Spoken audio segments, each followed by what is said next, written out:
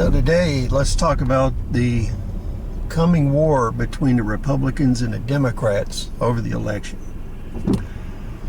Now, one thing I want to mention is there's basically three sides here.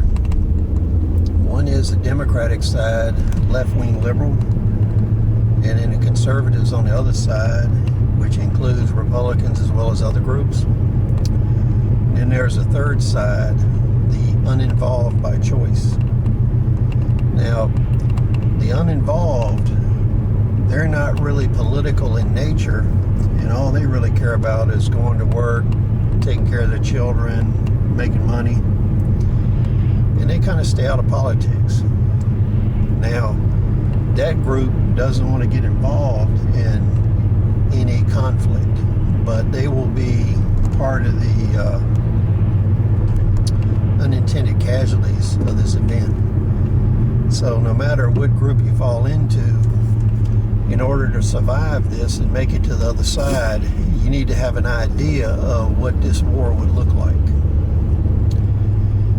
Now, things have changed a lot in the last 200 years. And people look at this old civil war we had in the United States in the 1800s. They look at civil wars that have happened in other areas of the world. But just in the last 2 years, the electronic capacity and asymmetrical principles have advanced quite a bit. So this war is actually going to be a combination of two wars. It'll be the soft war and the hard war. Now, the soft war will be primarily fought by people on the Republican and conservative side. And the reason is it's much more effective than a hard kinetic war against their opposition. So when you look at the demographics of the left wing and the Democrats, they're primarily contained in cities. So the best tactic to use against them is one of denial of resources. Now, those resources include food, money, communication, electricity, and whatever form of living they make in order to survive. Because these geographical areas that they're contained in, the large cities, we'll use California as an example. You can actually isolate Los Angeles and San Francisco, just those two cities in the whole state, through denial of service attacks and disruption of transportation infrastructure. And over about the 30-day period of time, the economic catastrophe, the starvation, and the population fighting amongst themselves would basically destroy the infrastructure in that area. So what we call that in military parlance is reducing the target. And if you follow the principles of Sun Tzu, you can set the situation up and let the enemy reduce themselves.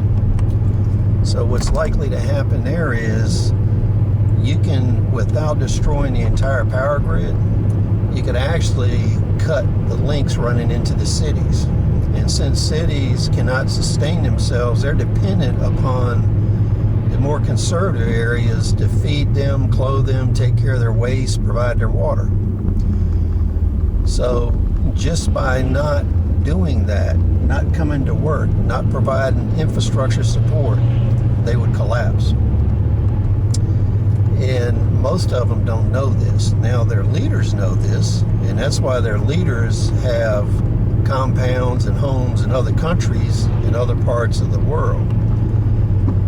They can flee, let the war happen. If they win, they come back. If they lose, they don't. So this soft war, you have to be prepared to survive this by having food, water, clothing, especially winter clothing if you're in a cold area. For instance, if you're in New York City and there's a denial of service attack there, attack on financial infrastructure, transportation, the city's basically isolated. and it'll devolve and it'll reduce itself. Another way to think of it is if you eliminate these cities from exporting their trash and their waste, it wouldn't be 2 weeks before all kinds of diseases would take effect in these areas and reduce the population that way. So a smart warrior would practice asymmetrical principles, and you would reduce these population centers, and that would take care of the support for the Democratic Party. Now, in retaliation or in operations of their own, how would the Democrats approach conservatives? First, what they would do is try to isolate them electronically and destroy their ability to bank and make money and transfer money. The second thing is they would try to confiscate firearms. They would use mercenaries, foreign people, and collaborators within the military and the police force to do this.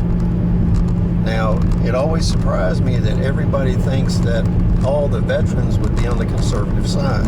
That's just not the case. If you look at veterans, a lot of them would fight on the side of the Democrats. So, you got to be prepared for that. Now, how would they confiscate guns?